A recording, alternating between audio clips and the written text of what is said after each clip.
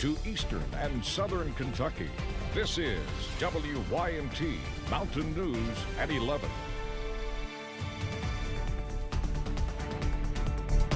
Good evening, I'm Olivia Calfee. An Eastern Kentucky native and 7-time New York Times bestseller has been chosen to serve as Kentucky's top position for promoting literary arts and education. Silas House will officially be named Kentucky Poet Laureate Monday. He talked with Chad Hedrick, and he says he hopes his personal story inspires young Kentuckians to chase their dreams. When I wrote my first book, I mostly wrote that book for myself. It started with a dream. I thought maybe my family would read it. Maybe some people in my neck of the woods would read it. I did not expect it to be widely read, and I didn't expect it to give me a career as a writer. That book was Clay's Quilt.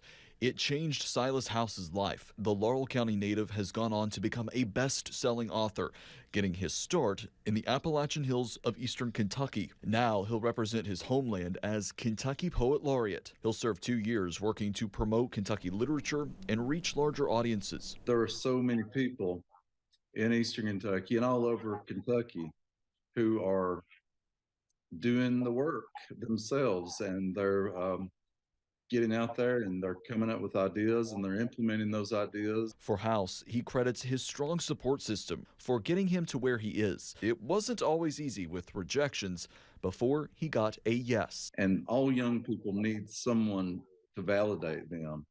And I was really lucky to have teachers and community and family who did that. House will be inducted Monday at the Capitol on Kentucky Writers' Day. I love Kentucky to my bones. I love it for all of its beauty and all of its frustrating parts, because all of those things make it complex, you know? And so I hope that I can represent it properly. Chad Hedrick, WYMT Mountain News. House says he has several projects he is working on, including another novel, a short story collection, and film projects.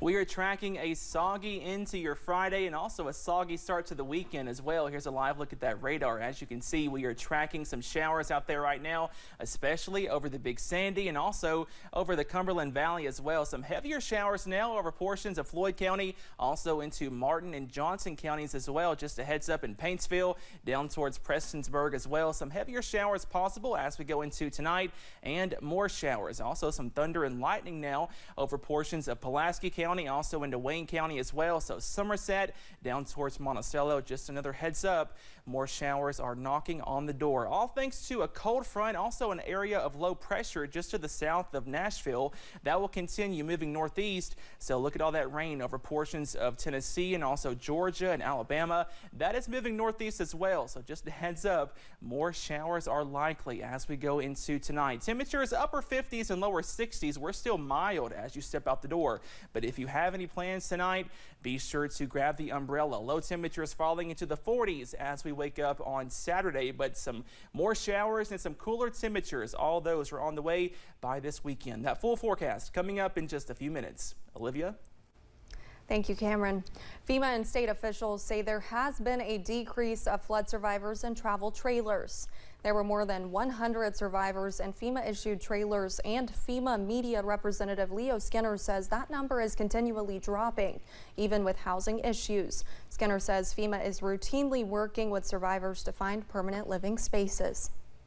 We are in monthly contact with these occupants of these units, talking about their housing plan. You know, are they going to be able to repair their home, move back in? If they're renters, have they found a place to rent? And that needs to be done in order for those individuals to stay in those units. Skinner says more than 1/3 of survivors in FEMA-issued travel trailers have applied to permanently purchase them. The Kentucky Humane Society made a trip to eastern Kentucky today, helping other shelters impacted by last year's flooding. Organization leaders say they delivered thousands of dollars worth of supplies to eastern Kentucky animal shelters. They also brought some animals back to their facility for treatment, including a dog with tumors and a cat with a damaged eye. Yearly drug overdose deaths decreased in Kentucky for the first time in 4 years. Local officials are happy to see those numbers decrease, but they say they still want to see that trend continue. WYMT's RJ Johnson has more. For the first time since 2018, drug overdose deaths have decreased since the year before. Addiction Recovery Market President John Wilson says the work they are doing is paying off. As long as we can continue to do those things, I think that we'll see this trend continue to decline, and that's exactly what we'd like to see.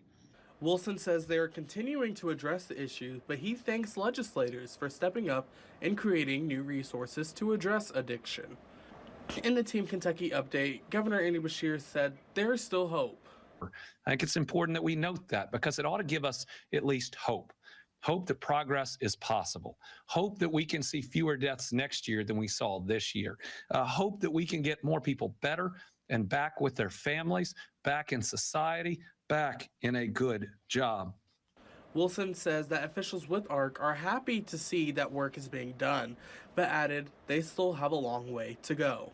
There were still 2,127 Kentuckians who lost their lives due to drug overdoses last year, and that's still much higher than in 2019. So we're going to continue to work and continue to address this epidemic. From education and prevention, Wilson says he's seeing progress. In Prestonsburg, RJ Johnson, WYMT Mountain News. Wilson says in order to continue to see those numbers decrease, getting fentanyl off the streets is key. A Southern Kentucky man is headed to prison for trafficking fentanyl. The Commonwealth's attorney says David Cornett of London was sentenced to 8 years. Last month, we told you Cornett pled guilty to drug trafficking. He will have to serve at least half of his sentence before being eligible for parole. A roadway in Big Sandy is still closed following a one-vehicle crash that injured 2 military personnel. A large tanker truck from Fort Campbell, Kentucky was traveling on Kentucky 114 when the truck was involved in a rollover crash on the Floyd-Magoffin County line near Prestonsburg just after 4 p.m. on Friday. The crash has left 2 military personnel injured.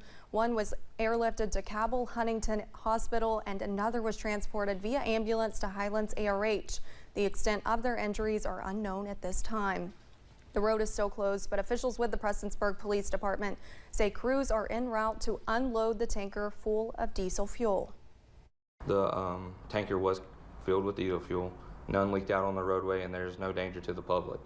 There is a crew en route at this time to finish unloading the tanker, and at that time, they will then move the vehicle from the roadway.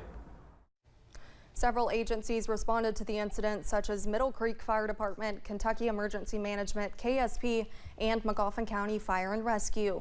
Officer Caldwell says the incident remains under investigation. There is currently no estimated time to reopen the road.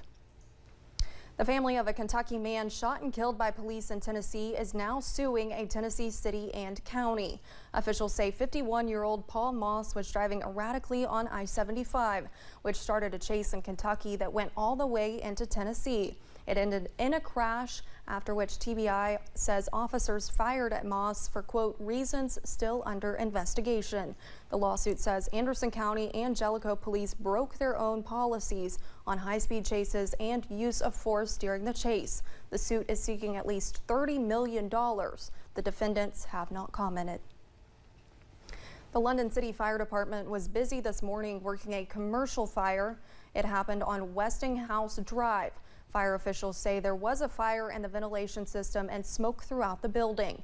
They say they were able to put out the fire in about 30 minutes and no injuries were reported. Multiple fire departments were called to a fire at a Central Kentucky recycling yard today. The fire broke out at Triple T Metals in northern Garrett County.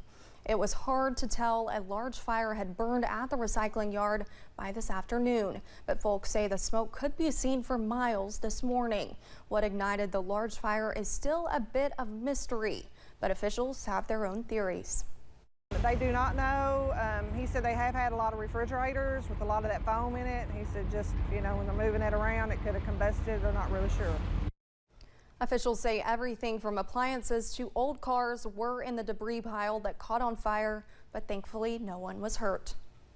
Coming up on Mountain News at 11, day 2 of Hillbilly Days is wrapping up. We go back to Pikeville for a recap of the fun. Plus, we are tracking showers to kick off the weekend. Your full first alert forecast coming up next.